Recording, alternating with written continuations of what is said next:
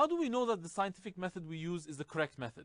In the last episode, we said that if the universe is a book, as Revelation claims, scientific method can't show us the truth as its current form. On the contrary, it makes us illiterate by moving us away from the meaning as its rules require. Because only the one who reads the book becomes wise. We've mentioned this before. But even if we wouldn't mention, how do we know that our method is accurate? For example, imagine that we are coming into the world for the first time right now. I ask, where is this place? They say, this is the world. Thousands come and thousands go here every day. How do I find the truth? What is the issue here? They give me a method, scientific method. They say, here you go, look, trees, birds, atoms, etc. You'll deal with these creatures, and whilst you'll use this method, it's okay. But how do I know that this method is the accurate one and it'll take me to the truth? Isn't it? That's a really basic question for every single person coming to the world. Look at how an atheist scientist answers such a question. How do we justify choosing that heuristic without appealing to the same standard that we're trying to justify? So how do we justify, as it were, faith that science will give us the truth? Is that the... Please. How do you justify scientific method? Yes. What he said. It works. It works. Planes fly, cars drive, computers compute. It's an inductive argument. If you base medicine on science, you cure people. If you base the design of planes on science, they fly. If you base the design of rockets on science, they reach the moon. It says, look at the work we do. If we have been able to produce technology that works this well, it shows that our method of utilizing existence is correct. Now, I will leave the question of why technology works to another section. But what I want to address here is this. Is this a correct testing method? In other words, does the fact that we create useful products from existence justify the scientific method we use? Is it evidence that it will lead us to the truth? Let's examine this. We adapted a story I read from Jacob Needleman into the following scenario with some changes. Now, imagine a man far from civilization, an uncivilized man living in a desert, unaware of technology. But somehow, one day, he encounters a mobile phone, but not in the way we expect.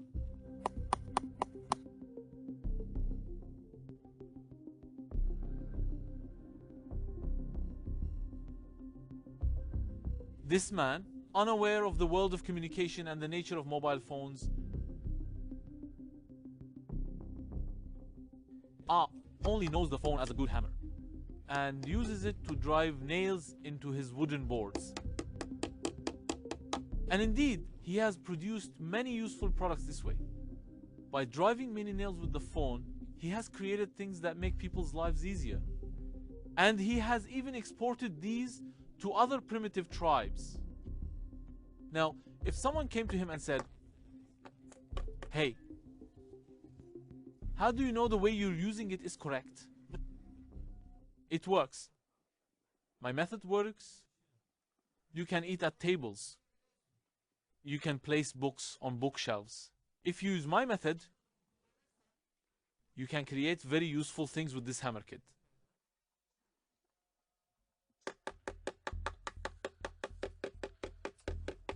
Yes? What do you say, friends? Look, here's what I'm trying to say. You can't test the method's accuracy by the products that you've made with that method.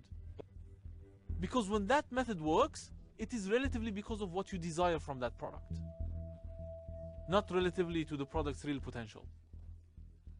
If your goals are limited and shallow, the things you create with the method you use, no matter how beautiful and useful they are, can never exceed your goals.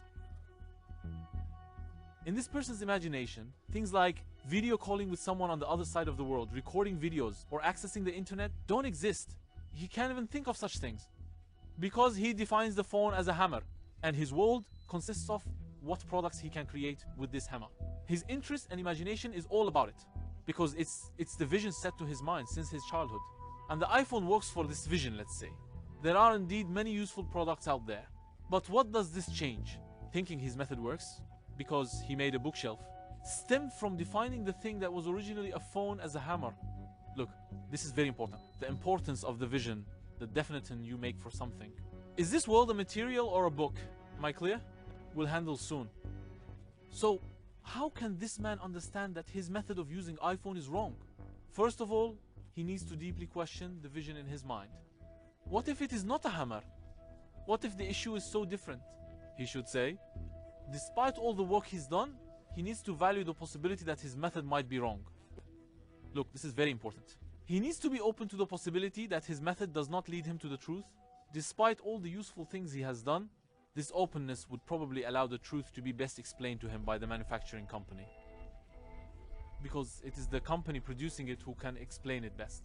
Because the company determines the potential vision of the product, right? The vision of the product has already been determined by them, right? He assumes himself successful because he pounds the nails with iPhone, but someone comes and says, look, there's FaceTime 4.5G internet. This is the proper way to engage with the iPhone. He tells this with a revelation. I named the message coming from producer to use a revelation here. This is what the man needs. A message from the manufacturer. The message is sent to him by other consumers, like some primitive tribes accepting him as the master of the iPhone, or giving him titles like Professor, won't change the situation. What you need is the message from the manufacturer about what your vision should be. Only then will you understand. To me, the Quran's command to read is exactly like this. You suppose the scientific method is the only truth, which forces you to only measure the universe book instead reading it. And you don't realize the shallowness of the vision, which has been set in your mind, saying that the universe is eventually a material which we produce beneficial things from, by cutting, measuring, and shaping it. But in the meantime, the producer warns the ones willing to question, read, they determine the vision and the definition wrong. This place is a book. It's not dead and dull, it's full of meaning. The rain, the sun, your creation from just a drop, everything introduces its author. DNA, plants, stars, the blood in our body, I'll mention this. The blood in your body, everything is a book you need to read to recognize its author. The aim in hundreds of thousands of people's coming to this temporary world and going every day is this.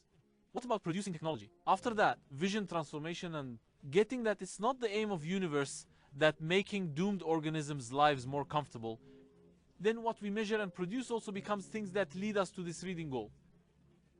We talked about this. A biomedical engineer who spends years designing a prosthetic arm is the best candidate to read the book of the human arm shaped from a single drop. They understand it best. An electronics or software engineer working on artificial intelligence has the chance to understand the art within the human brain much better. He can know the author, his Rab, much better.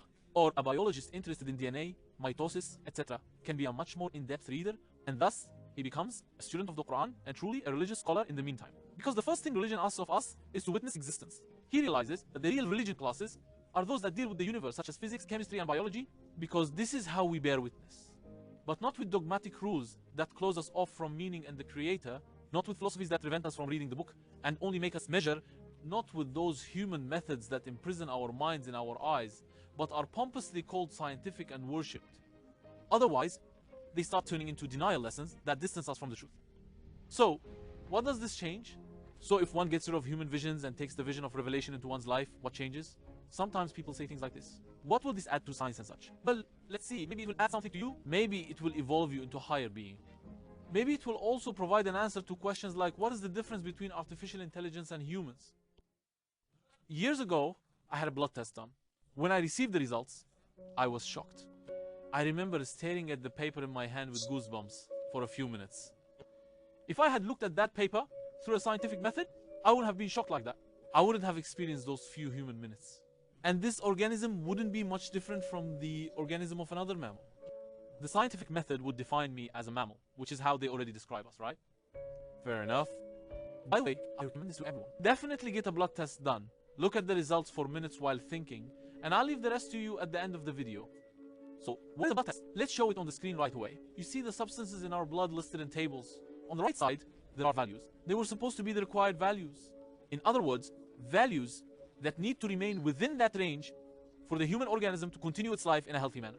Very sensitive values. The ones on the left are my actual measurement results. Let's see. For example, there is a substance called creatinine in my blood. It needs to be maintained between 0.7 and 1.2 milligrams. Result, 0.9. It is kept.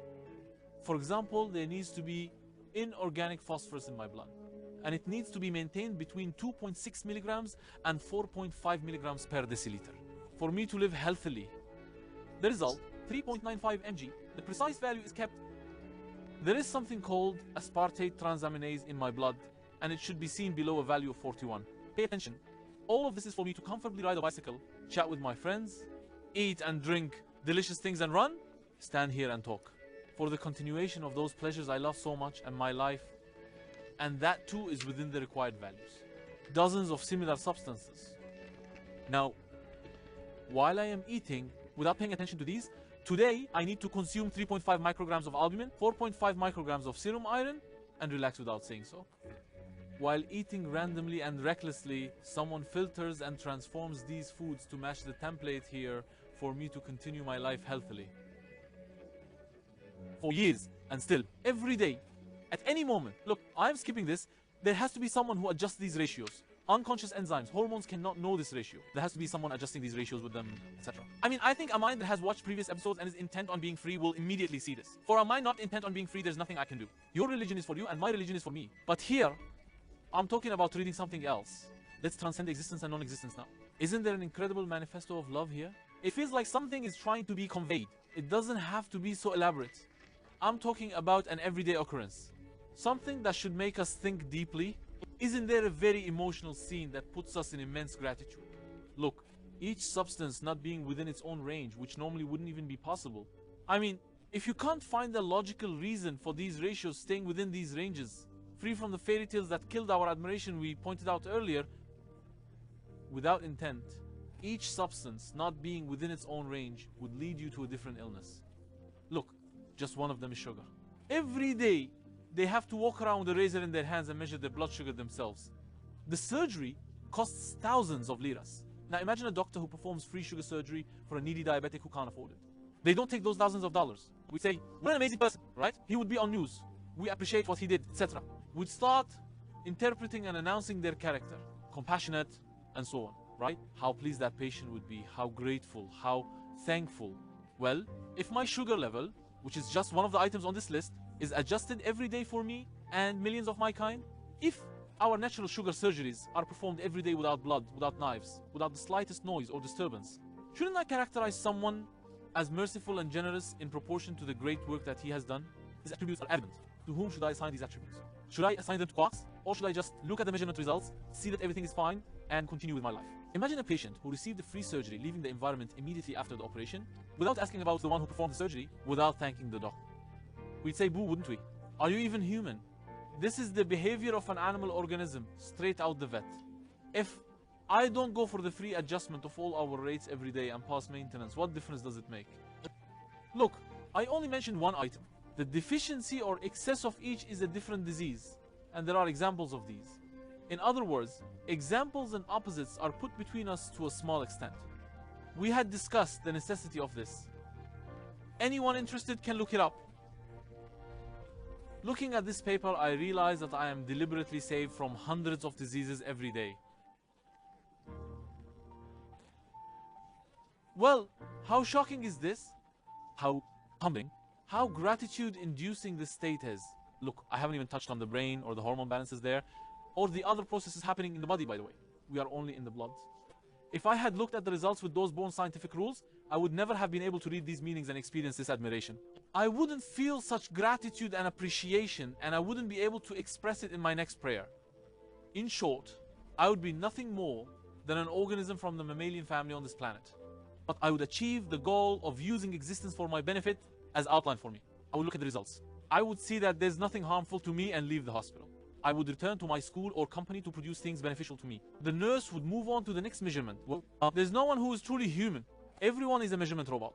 Books that are measured but not read. So, if I couldn't read these, what difference would it make if I was an electronic engineer who could measure substances in the blood more precisely? In the eyes of the author, as a human being sent to the planet, would I have achieved the goal? Would I have completed my mission? Seriously, let's question it.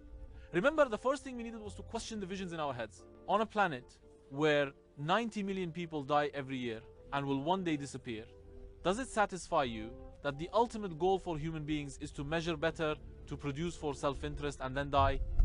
Could this really be the ultimate vision drawn for the human organism? Seriously, take a time-lapse view and think broadly, please. You arrive on this planet in the 2000s. Well, what's my purpose? A flight from London to New York takes 5 hours. Reduce it to 3 and leave the world behind? It connects to the internet with 20 megabits. Increase it to 1,000 and you're good. You can leave. Can this be the only vision for a person's 70 years of life? This could only be a vision drawn for a robot. What's the difference between artificial intelligence and humans? Yes, pure vision is only these things, you have no difference. Especially from the artificial intelligence of the future, you have no difference. It will also measure data at a very advanced level. It will also learn data and produce it for benefit. It means you're living as an advanced robot right now. Or we wouldn't be much different from other living organisms. So it's about making something useful out of certain parts and dying. I mean, if that's the topic, everyone on this planet is already doing it. Cows produce milk from grass, bees make honey from pollen, decomposers produce oxygen from carbon, and trees likewise. And their contributions to humanity are far greater than those of humans, by the way. I mean, if we stopped our productions, life wouldn't end on this planet. But if they stopped producing, chaos would ensue, life would end. What I'm trying to say is, these aren't the things that separate us from others or make us human. Let's wake up from these modern dreams already.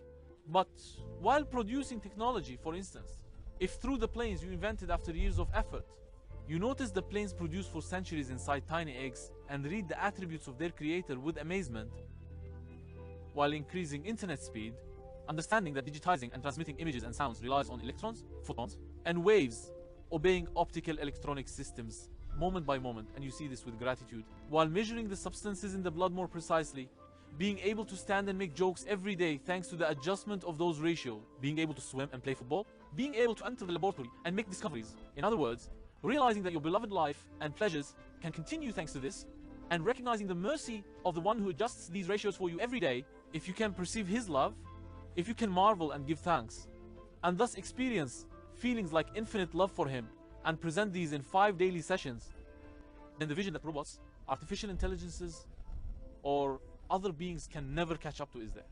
Truly being human, remaining as Ahsani Taqweem is there. How important it is to be aware of those human methods that keep you away from this vision. So, in the previous section, is the universe a book or not? We said we would discuss this through an example. Here, among perhaps millions of examples, this was the one we focused on, friends. The blood in the body. So, is the universe a book or not? Considering the awareness from previous sections, the decision is entirely yours as an individual. Here is a scenario before you. You are now aware of an event that occurs in your body every day without you even knowing. Do you think this event in your body is merely a physical occurrence? Or is it a message containing meaning that needs to be read? Is there or is there not a maker with attributes such as Alim, Rahim, Hakim, Qadir? Is there a situation that requires consciously saying Alhamdulillahi Rabbil Alamin at regular intervals or not? You decide with a free mind and a free conscience. Now everyone can return to their work, to their own vision,